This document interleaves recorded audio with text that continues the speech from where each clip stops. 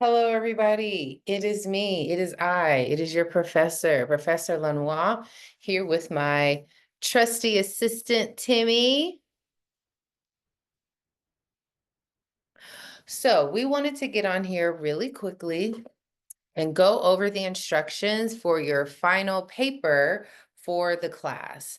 Everything is laid out, explained, but I know some people benefit from having someone kind of walk them through the instructions. So if that's how you learn better, then this video is for you. So I'm going to go ahead and share my screen. Okay. And if you look at the syllabus, so this is our course, right? You will see that we've got a paper due. Oh, I didn't change the name of it here. That'll be changed by the time you see it. But we do have a final paper that's due on the very last day of our class. So if you go to modules, remember modules is always the way that you navigate our course. And you scroll all the way down. This is your final paper for the course. It's called What and Why. So I'm going to go over the instructions and then I'll go over the planning guide. So there's two parts. There's a planning guide where I'm basically forcing you to brainstorm on, just put your initial thoughts. I was gonna say on paper, but this is not paper, but online. And then there's the actual final paper. So let's go over the instructions together.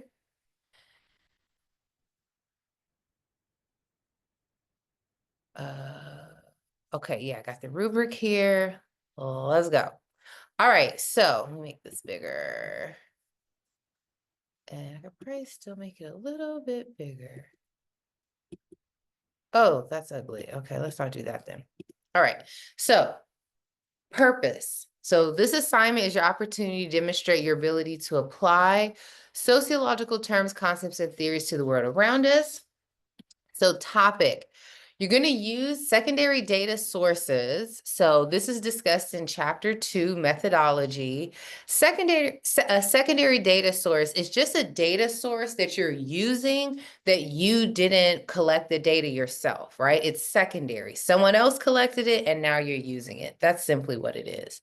So you're going to use secondary data sources. So you're not going to be collecting any data yourself. You're going to find data that's already been collected to address a sociological question about what is happening in our society.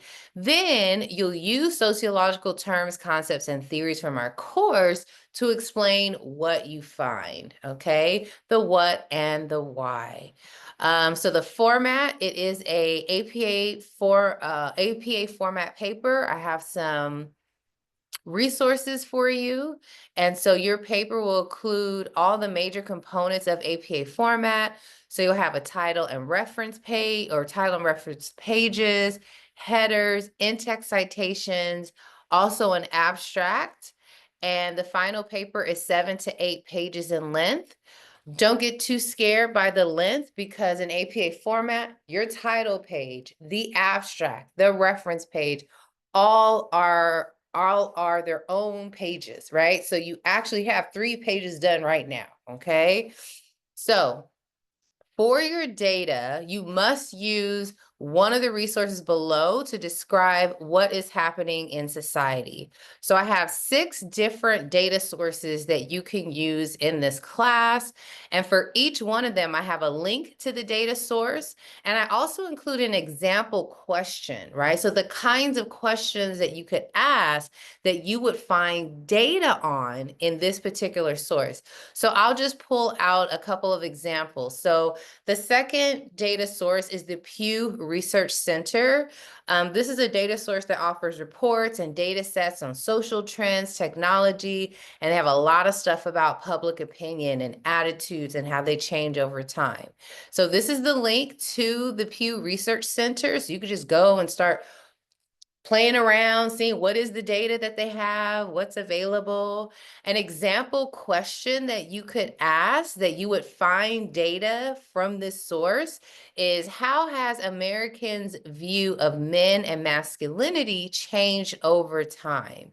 And then here is an actual poll about how Americans see men and masculinity from the Pew Research Center. So there you go, right? You know what kind of data is there. I give you an example question, and it's an example that you can use, right? You can absolutely use one of these questions, or you can poke around the data source and come up with your own question. Here's another example. Let's look at data source number 4. This is the CDC, the Center for Disease Control and Prevention. Provides a lot of health-related data useful for exploring mental health trends. So again, here is a link to the CDC, just the CDC site. Here's an example question, a question that you could ask that they have data to answer. So what are some of the most common mental health issues among children? And bam, if you click on that link, it will take you to the CDC, to a data source, right, that answers this question. Last example is, I'll use number 6. The CNN exit poll result from 2024 for the election provides exit poll data for the 2024 presidential election. You click on this, they have so much data. Men, women, age, class, religion, like all this information about who voted for who.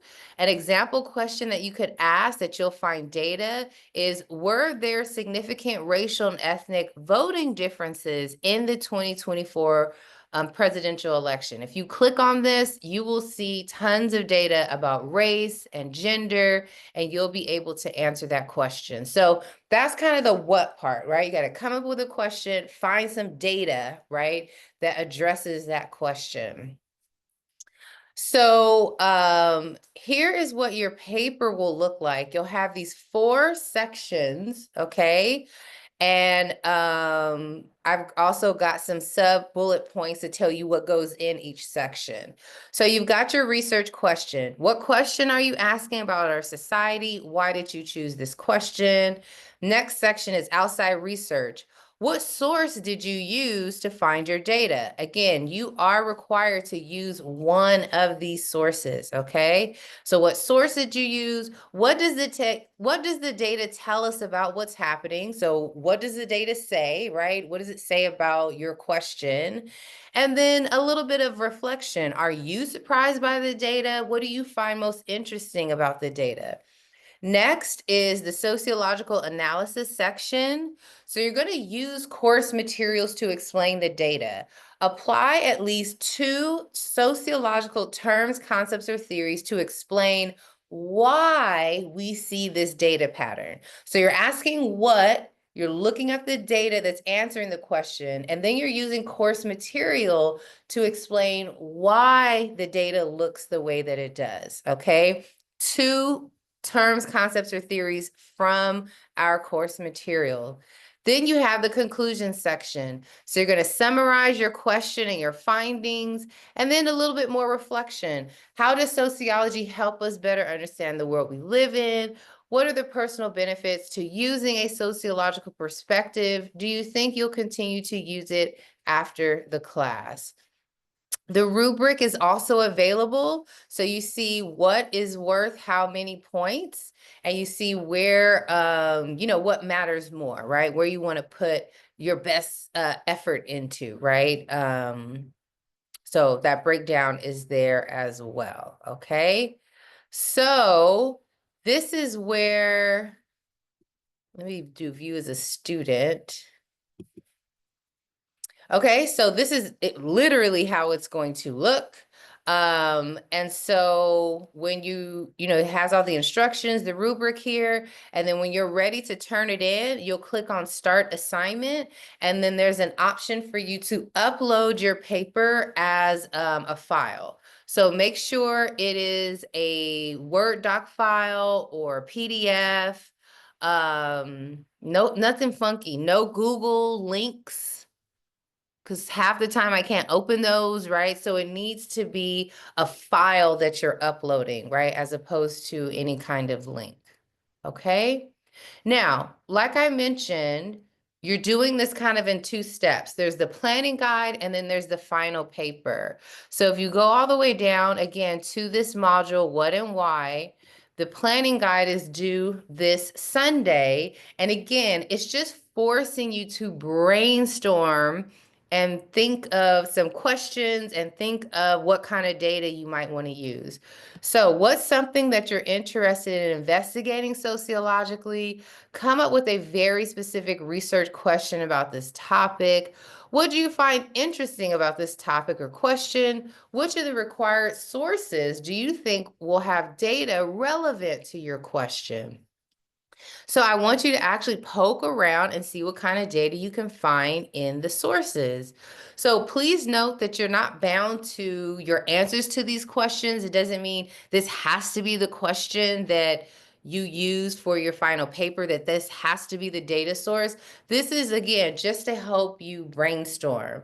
And so you'll start assignment. And for this one, there's no upload. You're just going to write your responses just like you do on the discussion board right onto the page, okay? So this is, again, due this Sunday, okay? And then the final paper is due our very last class meeting, which I believe is December 15th. Yes, and that is the last day of our class. So I know that, I accept late work, right, throughout the semester, but the last day of the class is the last day of the class. So you won't be able to turn it in late. So I've got some resources here for those of you who are not as familiar with writing a paper in APA format. The one that I think is the most helpful is this last one. And so